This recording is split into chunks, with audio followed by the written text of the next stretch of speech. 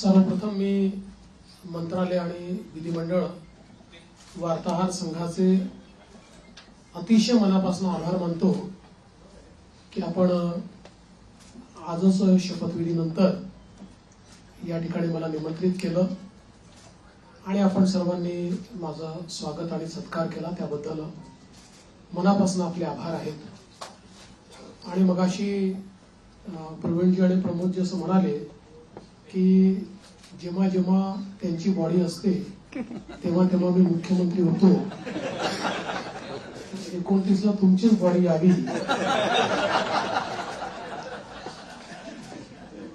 अशी शुभकामना मी तुम्हाला देतो। खरं म्हणजे आपला हा संघ राज्याच्या आपल्या संपूर्ण लोकशाही व्यवस्थेतला एक अत्यंत महत्त्वाचा स्तंभ आहे। कारण विधिमंडळ आणि मंत्रालयातनं राज्याचा कारभार चालतो आणि तो योग्य प्रकारे चाललाय की नाही हे राज्यामध्ये सांगण्याचं काम तुम्ही करता। आणि जिथे काही चुका असतील त्या नजरेस आणून देतात, त्याच्यामुळे त्या चुका देखील सुधारता येतात। एखादी गोष्ट जी अतिशय जनोपयोगाची असेल ती जनतेपर्यंत पोहोचवण्याचा प्रयत्न देखील आपण करता। आता कधी कधी एखादी गोष्ट आम्हालाही माहिती नसते आणि ती जनतेपर्यंत चालली जाते, मग लक्षात येतं की असं काहीतरी घडलेलं आहे आणि मग त्याचं फायर फायटिंग आम्हाला करावं लागतं। पण मला असं वाटतं की आपलं ते काम आहे आणि निश्चितपणे अतिशय चांगल्या प्रकारे आपण सर्व लोक ते करतात। गेली 2.5 वर्ष मुख्यमंत्री एकनाथराव शिंदेजींच्या नेतृत्वात आम्ही सरकार चालवलं आणि अतिशय गतिशील अशा प्रकारचे सरकार होतं। आज शपथविधीच्या निमित्ताने ज्यावेळेस आमची ऍडव्हर्टाइजमेंट चालली होती तर त्यात मला कोणीतरी विचारलं की महाराष्ट्र आता थांबणार नाही असं तुम्ही का म्हणताय? तर मी त्यांना समजावून सांगितलं, 2.5 वर्षामध्ये महाराष्ट्राने विकासाची गती घेतली आहे। आता या गतीला आम्ही तसंच पुढे नेऊ। आता महाराष्ट्र थांबणार नाही, त्या गतीनं प्रगतीकडे महाराष्ट्र जाईल।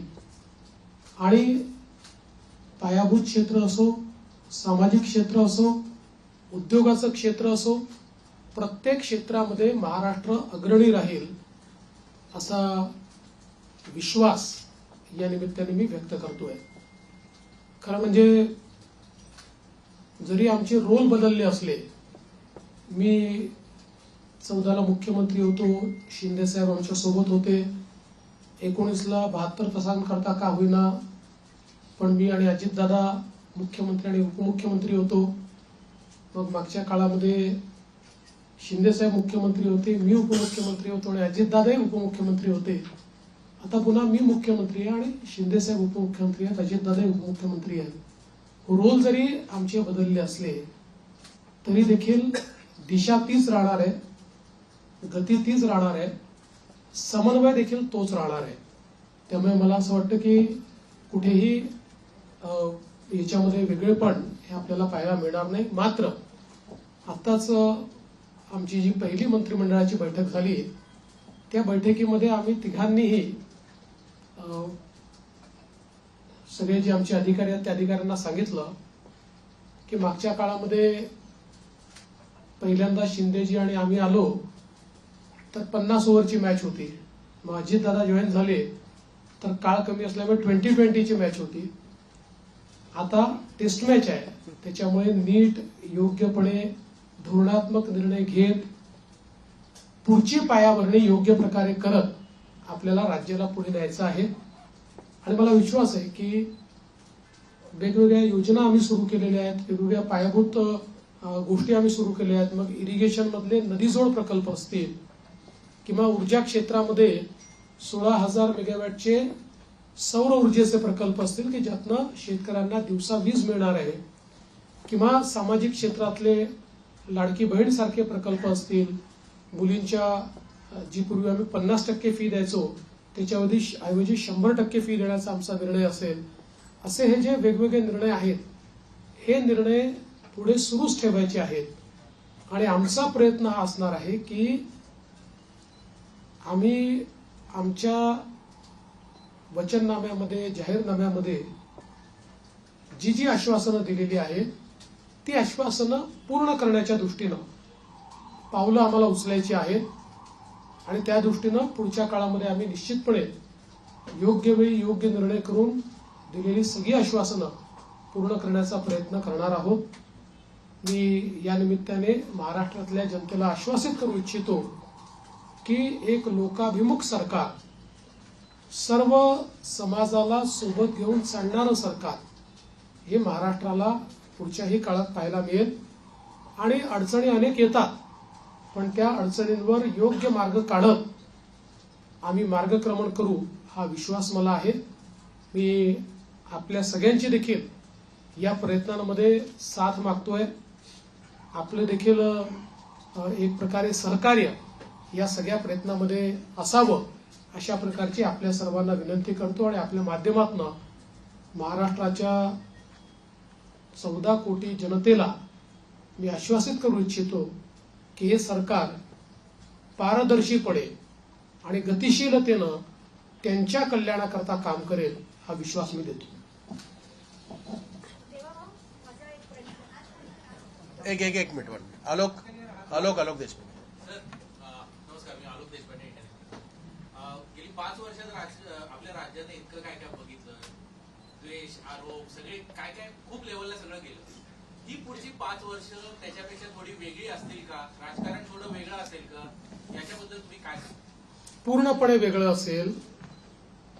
मी सांगितलं की बदल्याचं राजकारण करायचं नाहीये, तर बदल दाखवेल अशा प्रकारचं राजकारण करायचं आहे.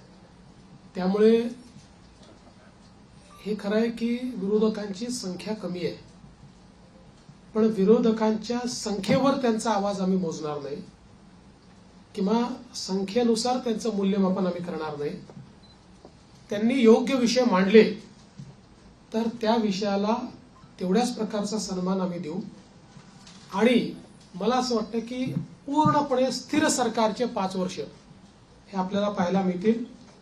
जनतेची अपेक्षा देखील आमच्याकडनं हीच आहे, कारण जे मॅन्डेट जनतेने आम्हाला दिलंय असं मॅन्डेट मिळाल्यानंतर जनतेची अपेक्षा आहे की एक स्थिर सरकार महाराष्ट्राला मिळालं पाहिजे. कुठल्याही प्रकारचे 2019 पासनं तर 22.5 पर्यंत जे वेगवेगळे बदल दिसले अशा प्रकारचे कुठलेही धक्के आता यापुढे लागू नयेत ही जी अपेक्षा आहे ती आम्ही पूर्ण करू. दीपक बातुसे. सर, लाडकी बहीण योजना ज्याचा तुमच्या विजयात मोठा वाटा आहे, 2100 रुपये करण्याची तुम्ही घोषणा केली होती. तो निर्णय साधारणतः कधीपर्यंत होणार? आणि दुसरं, आता एक अशी चर्चा सुरू आहे की 1,500 जेव्हा दिले तेव्हा स्क्रुटिनी कोणतीही झाली नव्हती. आता 2100 देताना स्क्रुटिनी होणार अशी चर्चा आहे. त्या संदर्भात वस्तुस्थिती काय असेल? असं आहे की पहिल्यांदा तर ही योजना आम्ही सुरूच ठेवणार आहोत आणि 2100 देखील आम्ही देणार आहोत. आता बजेटच्या वेळी त्याचा आम्ही विचार करू आणि शेवटी आपले सगळे आर्थिक सोर्सेस जे आहेत हे सोर्सेस योग्य प्रकारे चॅनलाइज झाल्यानंतरच आपल्याला ते करता येतं. त्याच्यामुळे ते करण्याचा निर्णय पक्का आहे. जी आश्वासनं दिली ती आश्वासनं पूर्ण करू. त्याकरता ज्या व्यवस्था करायच्या त्या व्यवस्था आम्ही आधी करू.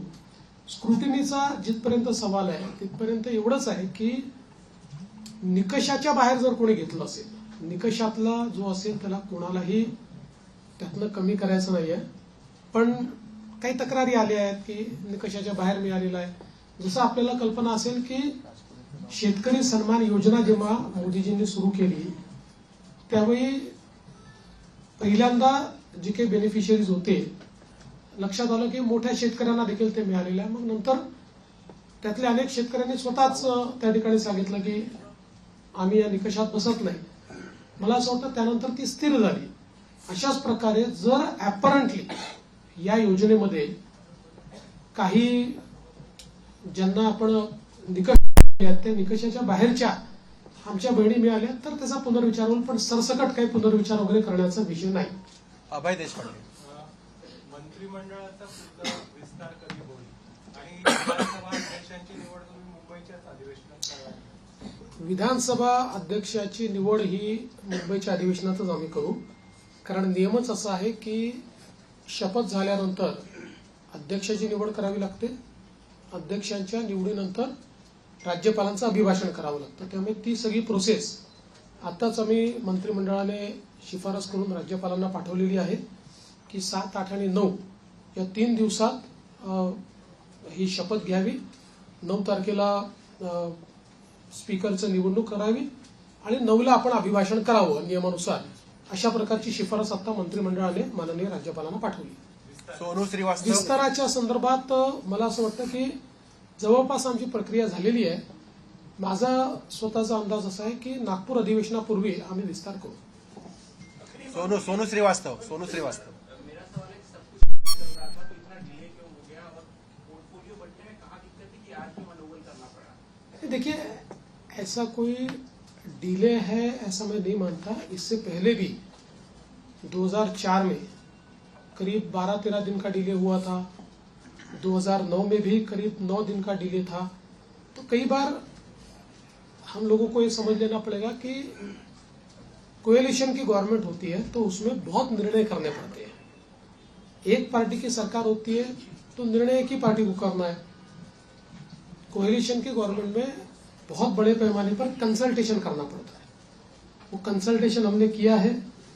करीब करीब हमारे नंबर्स भी हमने फ्रीज किए हैं. वो कितने अभी हम नहीं बताएंगे, वो पार्टियां बताएंगी, इसलिए मुझे पूछो मत. और पोर्टफोलियो को भी अभी हम लोगों ने करीब करीब फाइनलाइज किया है. कुछ थोड़ा बचा है उसमें, वो भी कर लेंगे. तो मुझे लगता है कि अब हमारे सामने जो प्रश्न थे वो प्रश्न धीरे धीरे समाप्त हो गए. प्रवीण राऊत. सीएम साहेब, मागील महायुतीच्या सरकारमध्ये तिन्ही पक्षाकडे जे विभाग होते तेच विभाग राहणार की त्याच्यामध्ये काही बदल होणार? थोडे बहुत बदल होऊ शकतात. फार बदल होतील असं नाही आहे. थोडे बहुत बदल होतील. धर्मेंद्र जोरे. 1 मिनिट. नमस्कार सर.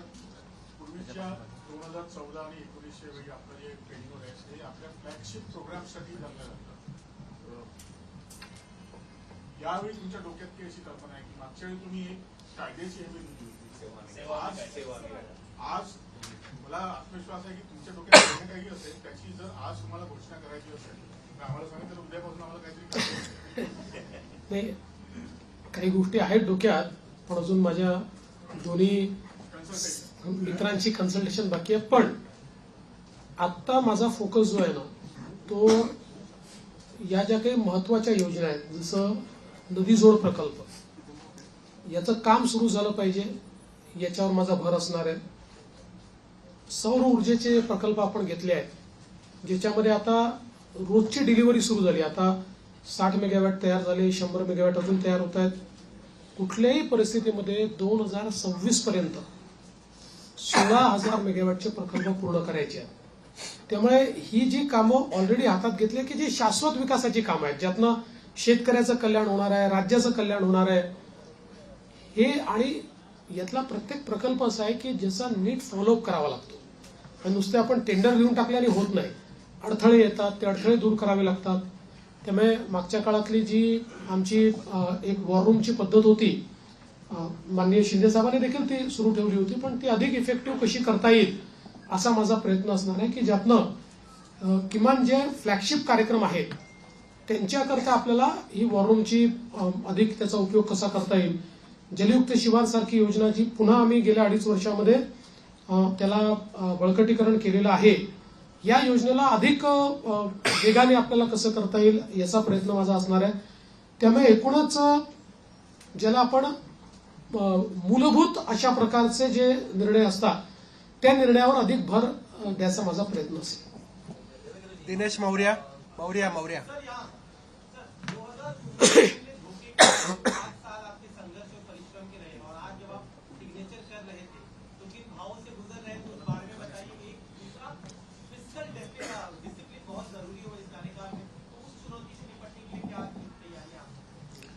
देखिए, मैंने आज जो पहली सिग्नेचर की है वो हमारा जो मुख्यमंत्री आरोग्य सेवा का कक्ष है, उस कक्ष में एक कैंसर रुग्ण को बोन मैरो ट्रांसप्लांट के लिए 5 लाख रुपए मुख्यमंत्री सहायता निधि से देने का निर्णय मैंने किया है.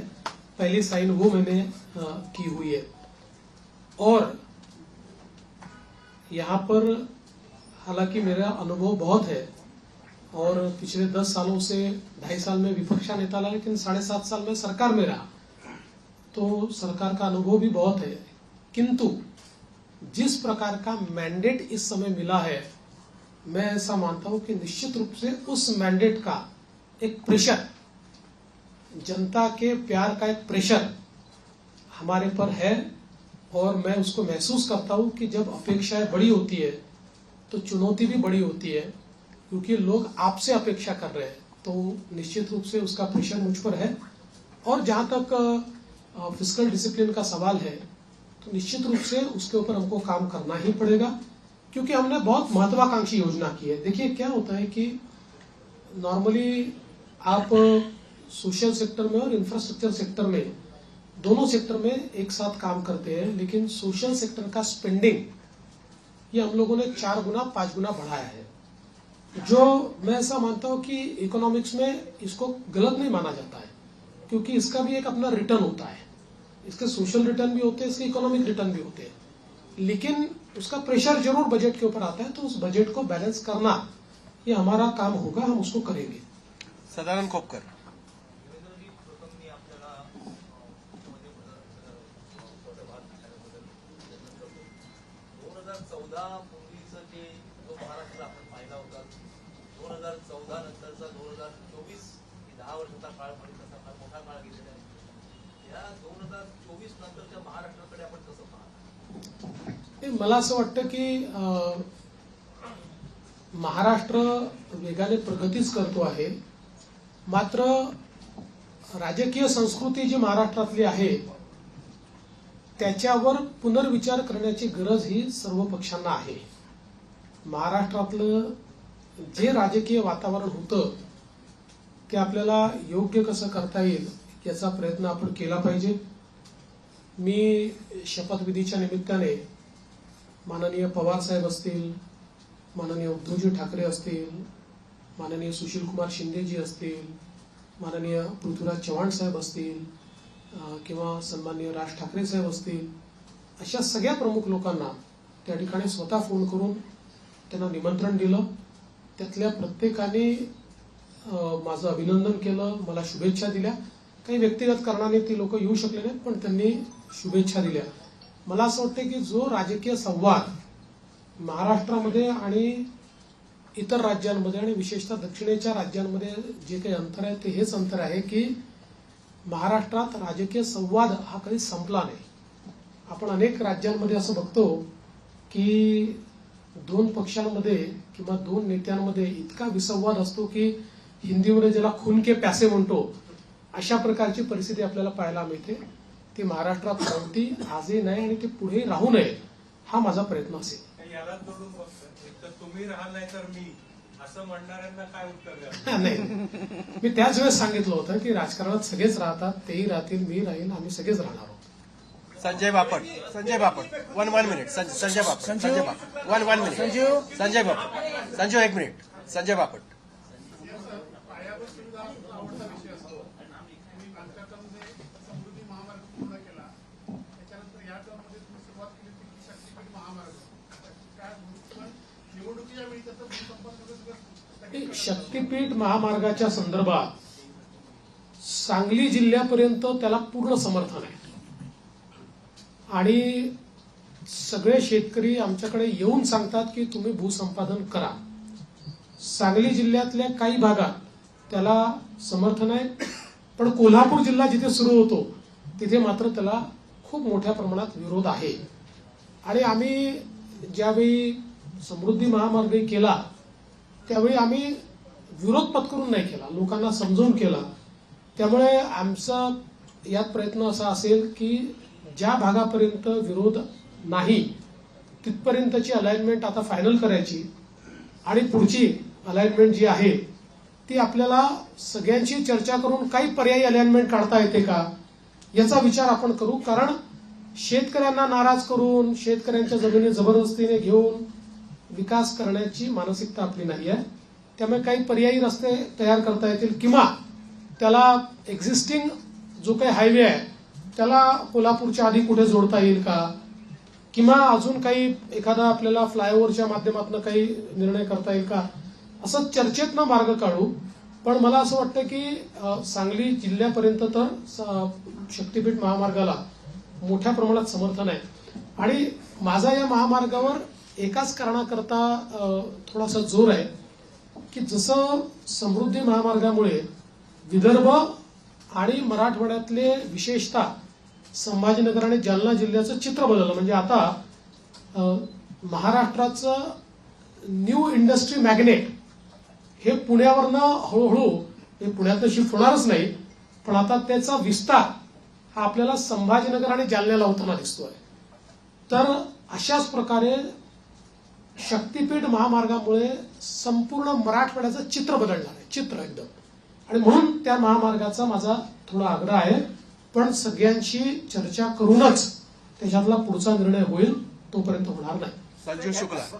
संजू शुक्ला. तुम्ही शक्तीपीठ बोलला तसं कोकणच्या महामार्गासंदर्भात आपण लक्ष द्यावं अशी विनंती. नाही, ते असं आहे की तुमची विनंती ही योग्यच आहे. आणि मुंबई गोवा महामार्ग याचा विषय काढला की आम्हाला जरा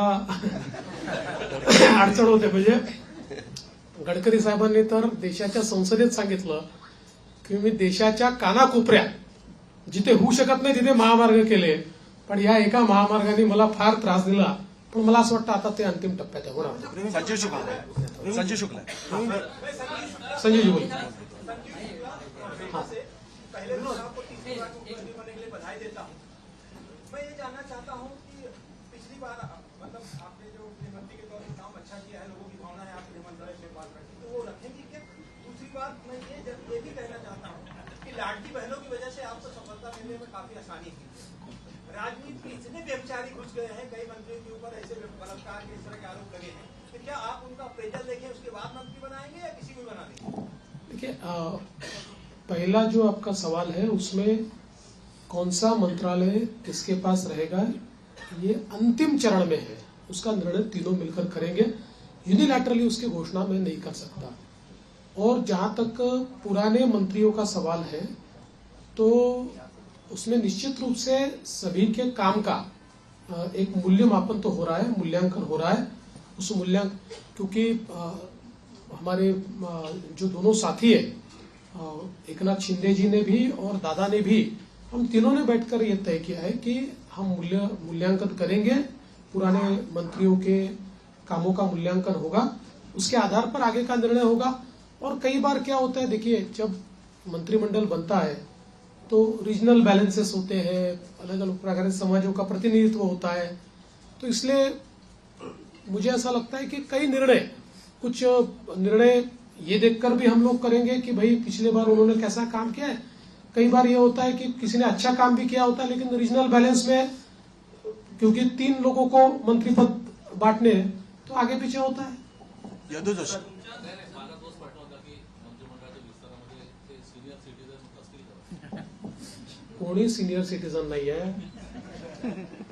तुम्ही हे लक्षात ठेवा, राजकारणामध्ये जोपर्यंत जनता ठरवत नाही तोपर्यंत कोणी म्हातारे होत नाही, कोणी रिटायर होत नाही. विनोद जगदाळे. सर, मेरा सवाल ये है कि नई इंडस्ट्री लाने के लिए क्या प्रयास होंगे? और पिछले 2.5 साल में आपने देखा होगा कि विपक्ष हमेशा यही चिल्लाता रहा है कि सारे उद्योग गुजरात जा रहे हैं. देखिए, विपक्ष को तो बार बार जवाब दिया है, आंकड़ों से दिया है. आज आपको एक और नया आंकड़ा बताता हूँ कि पिछले पूरे साल में हमको जितना एफडीआई मिला उसका 90% एफडीआई 6 महीने में मिल गया. तो आप समझ सकते हो कि कितना इनफ्लो इंडस्ट्री का आ रहा है. और जल्दी ही कुछ इंडस्ट्रीज की घोषणा मैं करूंगा. मेरी बातचीत अंतिम चरण में है कि जिनको महाराष्ट्र को पाकर, उन इंडस्ट्रीज को पाकर बहुत महाराष्ट्र को खुशी होगी, ऐसी कई इंडस्ट्रीज के साथ मेरी चर्चा अंतिम चरण में. अजय वैद्य. एक मिनिट. अजय वैद्य. एक मिनिट. अजय वैद्य. आपण अनेक कल्याणकारी योजना सुरू केलेल्या आहेत. प्रश्न असा असतो की त्याची जी अंमलबजावणी असते त्यावरती अनेकदा असं बघायला मिळतं की काही जे पात्र असतात पण त्यांना म्हणजे काही तांत्रिक कारणामुळे किंवा नीट माहिती नसल्यामुळे त्याचा लाभ मिळत नाही. म्हणजे जर 100% पैकी 70% लोकांना मिळाला आणि पात्र असून 30% जे मिळत नाही त्यांच्यामुळे ती योजना टिकाऊ होते. तर ह्याची जी अंमलबजावणी जी आहे त्याच्यासाठी एक मॉनिटरिंग सिस्टीम अशी तुम्ही आता म्हणाल तुम्ही काही सजेशन द्या म्हणून मी सजेशन देतो. नाही, चांगलं आहे. आपण कराल का तुम्ही म्हणजे असं मॉनिटरिंग सिस्टीम असावी की एक मिनिट की त्याचा एक स्वतंत्र खातं निर्माण करावं, त्याला एक कॅबिनेट दर्जाचे मंत्री असावे, त्यांना सगळ्या खात्यांना ऍक्सेस असावा आणि त्यामुळे जर त्यांनी जर असं मॉनिटरिंग केलं काय तर ह्या योजना खरोखर लोकांना त्याचा प्रत्यक्ष लाभ होऊ शकेल. आणि माझं एक सजेशन असं आहे की शिंदे साहेबांनी ह्या सगळ्या याच्यात जो हे केलेलं आहे ते शिंदे साहेबांकडे जर काम सोपवलं तर ते चांगल्या प्रकारे होऊ शकेल आणि चांगला त्यांना सगळे अधिकार द्यावं करायचं. आपली आणि सूचना या खात्याला शिवशाही खातं असं नाव द्यावं अशी माझी सूचना आहे. आपली सूचना चांगली आहे. मला असं वाटतं की याच्यामध्ये फायनान्शियल मॉनिटरिंग हे सीएजीच्या थ्रू होतं. सोशल ऑडिट करता आपल्याकडे कुठली यंत्रणा नाही आहे. या योजनांचं केवळ आपण फायनान्शियल ऑडिट करतो सीएजीच्या माध्यमातून. निश्चितपणे फ्लॅगशिप ज्या योजना आहेत याच्या सोशल ऑडिटची देखील काही व्यवस्था आम्ही उभी करू. सुरेंद्र गांजड.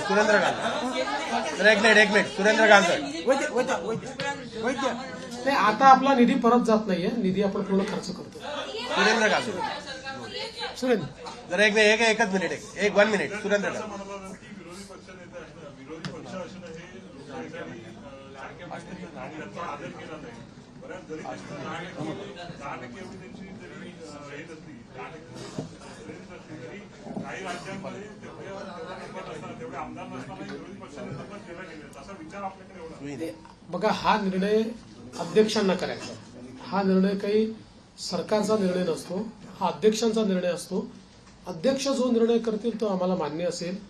आपण हे बघितलं असेल की लोकसभेमध्ये जेव्हा विरोधी पक्षनेते पद नव्हतं 10 वर्ष, तरी देखील जो सर्वात मोठ्या पक्षाचा नेता होता त्याला विरोधी पक्षनेत्याप्रमाणे सगळे अधिकार लोकसभेने दिले होते किंवा सगळ्या प्रकारे त्या जागांवर जिथे स्टॅट्युटरीली विरोधी पक्षनेता असतो तिथे त्यांना इन्व्हॉल्व्ह करून घेतलं.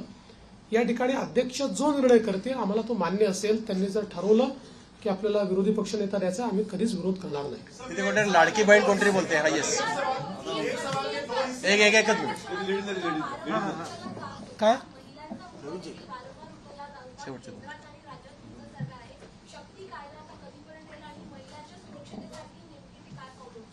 बघा, शक्ती कायद्याच्या संदर्भात प्रॉब्लेम असा झाला की शक्ती कायदा आपला गेल्यानंतर दरम्यानच्या काळामध्ये वेगवेगळ्या डिपार्टमेंटला तो गेला, कारण आपला कायदा हा केंद्राच्या अनेक कायद्यांवर अधिक्षेप करणारा होता आणि त्यासोबत काही तरतुदी आपल्या ज्या होत्या त्या संदर्भात काही विसंगत निर्णय, म्हणजे त्यापेक्षा वेगळे निर्णय, विसंगत म्हणजे वेगळे निर्णय हे सुप्रीम कोर्टाने दिले होते. म्हणून तो कायदा त्या ठिकाणी चर्चेमध्ये होता.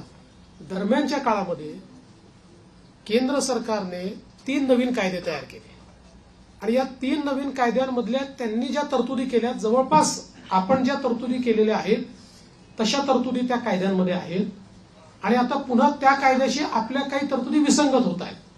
त्यामुळे आता केंद्र सरकारशी त्या संदर्भात चर्चा करावी लागेल. जसं आपण बघितलं असेल तर आता या नवीन कायद्यांमध्ये एक इंडिपेंडंट चॅप्टर हा रेपवर तयार झालेला आहे.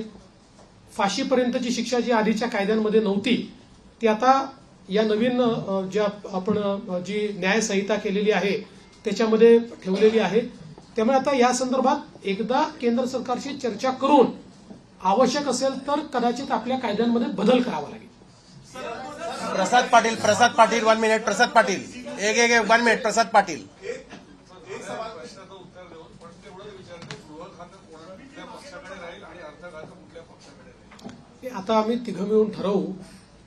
आम्ही आता तिघं मिळून सरकार आहोत, त्यामुळे सरकारकडे राहील आणि सरकार चालवेल. येस एबीपी माझा. शिंदेची शेवटच्या टप्प्यापर्यंत नाराजी आपल्याला पाहायला मिळत होती. नेमकं कारण काय आपण स्पष्ट झालंय का? गृह खातं खरंच त्यांच्याकडे जाणार आहे? मी तुम्हाला 100% सांगतो, त्यांची बिलकुल नाराजी नव्हती. मी स्वतः त्यांना भेटलो होतो. त्यांची कुठलीही नाराजी त्याच्यामध्ये नव्हती. नाराजीच्या बातम्या जास्त चालल्या पण कुठलीही नाराजी नव्हती.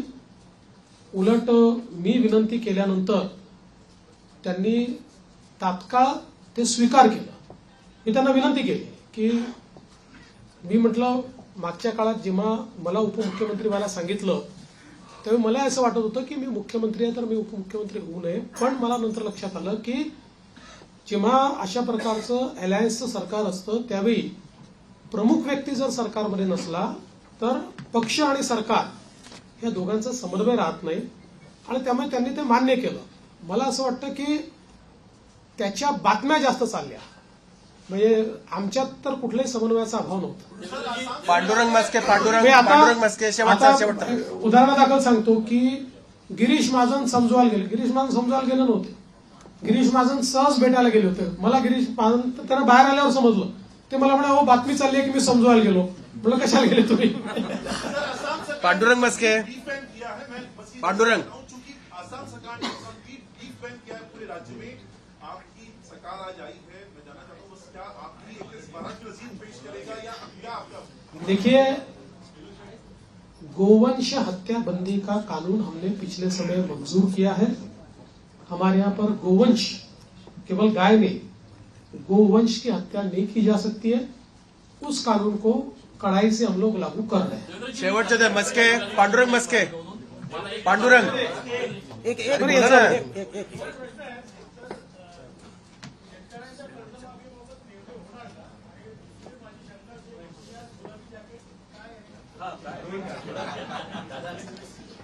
दादांनी शिवून दिलं. एक तो प्रश्न एक प्रश्न कर्जमाफीच्या संदर्भात जी आम्ही घोषणा केली आहे त्याची अंमलबजावणी करू. प्रश्न है कॉर्पोरेशन मुंबई के आसपास के कॉर्पोरेशन है उसके सारे चुनाव 2-3 साल से पेंडिंग है. अब देखिए, सुप्रीम कोर्ट में वो अटके हैं, लेकिन हमारा प्रयास रहेगा. हमने पिछले भी समय सरकार की ओर से अर्जी लगाई थी कि इतने समय इसको पेंडिंग रखना ठीक नहीं है.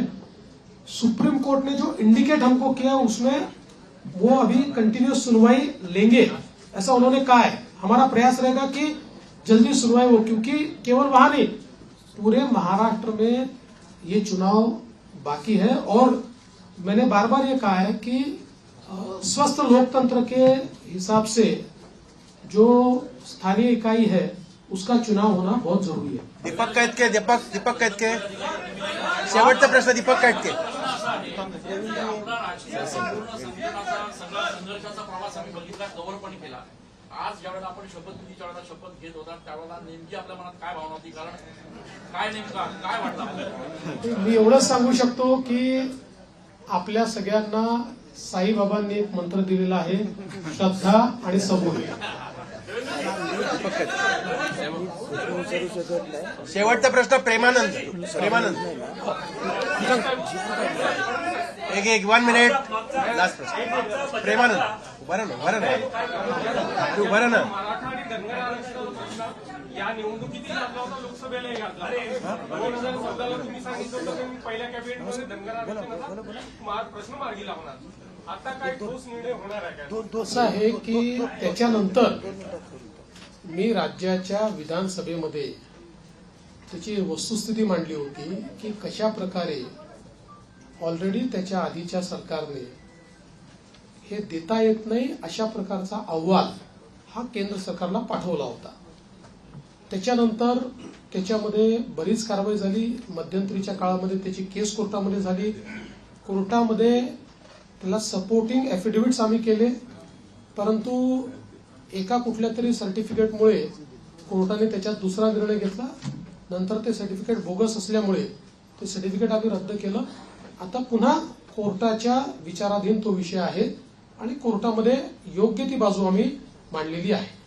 Dilip last question. आणि मराठा आरक्षणाच्या संदर्भात निश्चितपणे मराठा समाजाला न्याय देण्याचा प्रयत्न मागच्या काळात आम्हीच केला आणि पुढे आम्हीच मराठा समाजाला न्याय निश्चितपणे देऊ.